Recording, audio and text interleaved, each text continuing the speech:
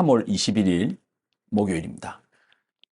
마가복음 13장 28절로 37절입니다. 무화과 나무의 비유를 배우라.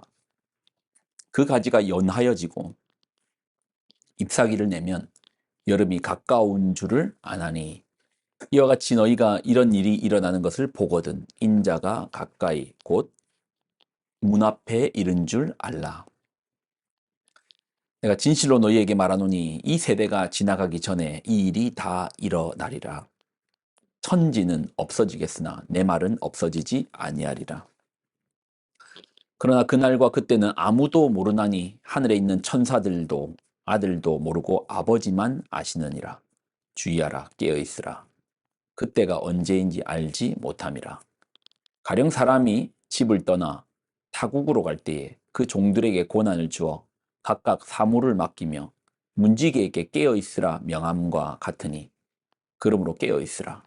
집주인이 언제 울는지, 혹 저물 때 일는지, 밤중 일는지, 닭 울 때 일는지, 새벽에 일는지 너희가 알지 못함이라.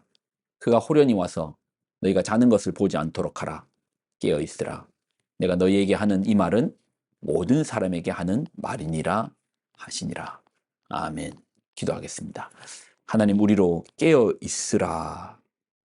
다시 오리니 깨어 있으라. 기다리라. 인내하라. 깨어있으라. 오늘 그 말씀에 반응합니다. 우리로 깨어있어 주님 오심을 기다리는 우리가 되게 하여 주옵소서. 영광을 드립니다. 예수님의 이름으로 기도드립나이다. 아멘. 예수님의 비유 중에 열처녀 비유가 있습니다. 내용은 신랑이 오는데 슬기로운 5처녀는 등불을 준비할 충분한 기름이 있었고요. 그래서 혼인잔치에 들어갑니다. 미련한 5은 기름을 준비하지 못했죠. 혼인잔치에 못 들어갑니다. 마가복음 25장 10절로 13절. 그들이 사러 간 사이에 신랑이 오므로 준비하였던 자들은 함께 혼인잔치에 들어가고 문은 닫힌지라. 그 후에 남은 처녀들이 와서 이르되 주여 주여 우리에게 열어주소서. 대답하여 이르되 진실로 너희에게 이르노니 내가 너희를 알지 못하노라 하였느니라. 그런즉 깨어 있으라. 너희는 그날과 그때를 알지 못하느니라. 우리는 이 비유를 들으면 좀 비유의 이해가 잘 안 됩니다. 그냥 신랑이 언제 올지 몰라서 준비하지 못한 여인들의 게으름 정도로만 이해합니다.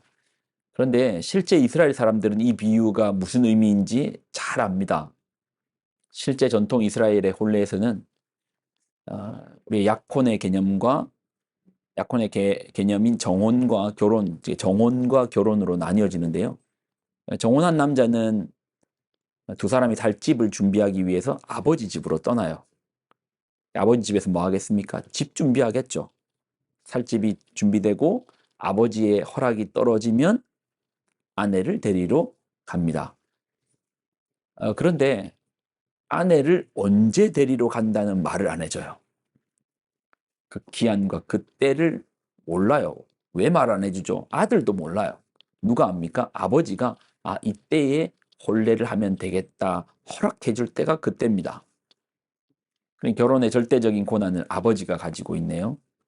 정혼까지는, 그러니까 정혼과 결혼으로 나뉘는데 정혼까지는 신부 측에 절대적인 권한이 있다면, 신부가 나 저 사람하고 결혼하고 싶지 않다, 신랑이 내미는 포도주를 먹지 아니하면 결혼이 엎어지지만, 결혼의 부분에서는 절대적인 권한을 아버지가 가지고 있습니다. 아버지만 아세요.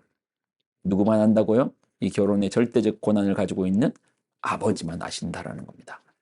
29절. 이와 같이 너희가 이런 일이 일어나는 것을 보거든 인자가 가까이 곧 문 앞에 이른 줄 알라. 내가 진실로 너희에게 말하노니 이 세대가 지나가기 전에 이 일이 다 일어나리라. 천지는 없어지겠으나 내 말은 없어지지 아니하리라. 그러나 그 날과 그때는 아무도 모르나니 하늘에 있는 천사들도 아들도 모르고 아버지만 아시느니라. 세상의 마침은 심판으로 끝난다고 했죠. 심판. 심판이란 말 자체가 두렵죠. 그러나 성도의 마침은 심판이 아닙니다. 심판이라는 이면의 뒷면을 보면 잔치라고 적혀 있을 겁니다. 성도의 마침은 뭐라고? 잔치로 끝나요. 우리 주님이 오시는 날 천사들을 보내 이 끝에서 저 끝으로 성도를 모으시는데, 찾으시는데, 왜 찾으시죠? 잔치로 부르시는 거예요. 무슨 잔치요? 혼인잔치요. 신랑은 누굽니까? 우리 주 예수 그리스도께서 우리 영원한 신랑이 되시네요. 그럼 신부는 누굽니까? 바로 성도된 우리가 주님의 거룩한 신부입니다. 신랑 대신 예수님께서 오십니다. 근데 그 기한과 때는 모릅니다. 그래서 우리에게 필요한 게 있어요. 신부된 우리에게 필요한 게 있습니다. 기다림입니다. 기다려야 돼요. 그리고 오늘 성경은 그 기다림을 이렇게 표현합니다. 33절로 37절. 주의하라, 깨어있으라. 그때가 언제인지 알지 못함이라. 가령 사람이 집을 떠나 타국으로 갈 때에 그 종들에게 고난을 주어 각각 사물을 맡기며 문지기에게 깨어있으라 명한 것 같으니, 그러므로 깨어있으라. 집주인이 언제 오는지, 혹 저물 때 있는지, 밤중일지, 다굴 때 있는지, 새벽일는지 너희가 알지 못함이라. 그가 호련히 와서 너희가 자는 것을 보지 않도록 하라. 뭐하라? 깨어있으라. 기다리라. 내가 너희에게 하는 이 말은 모든 사람에게 하는 말이니라 하시니라. 언제 주님이 오실지는 모릅니다. 신랑이 언제 우리에게 올지는 모릅니다. 그러나 분명한 것은 온다. 반드시 온다. 그런데 언젠지는 몰라요. 그러니 어떻게 해야 됩니까? 깨어 있어야 됩니다.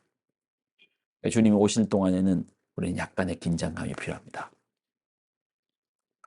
아유, 그냥 매달 며칠 날 온다고 가르쳐주면 좋겠는데. 예전에 다미성교회가 그랬죠. 매달 며칠 날 우리 주님 오신다고 날짜를 정해버렸죠. 근데 우리 주님은 왜 안 가르쳐 주십니까? 긴장되게 깨어 있으려면 긴장하고 있어야 되잖아요. 신랑이 또 너무 늦게 오다 보면은 안 오는 거 아니야? 흐트러질 수도 있는데, 깨어 있으려면 긴장하고 있어야 되잖아. 아, 긴장을 누가 좋아해요? 근데 아닙니다. 그 긴장이 우리를 살게 만듭니다. 저 알래스카에 있는 청어를, 유럽 사람들이 청어를 좋아하는데, 이 청어가 이제 성질이 급하잖아요. 유럽까지 배를 태워서 보내면 성질이 급하니까 죽어서 오는 거예요.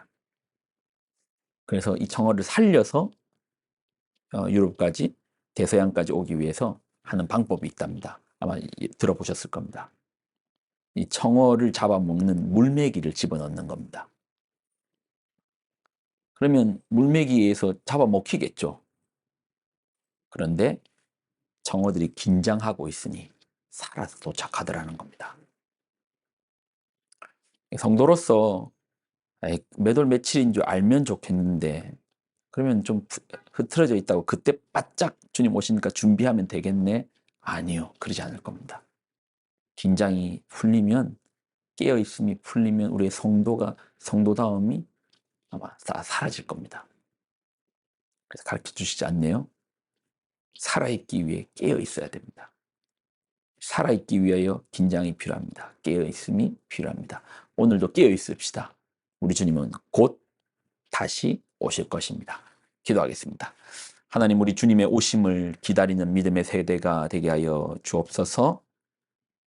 예전에 믿음의 선배님들은 구름 모양만 바뀌어도 저 구름 끝에 우리 주님 다시 오시지 않는가 하고 고대하고 기대하였습니다.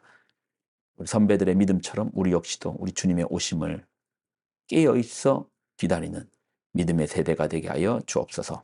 영광을 드립니다. 예수님의 이름으로 기도 드리옵나이다. 아멘.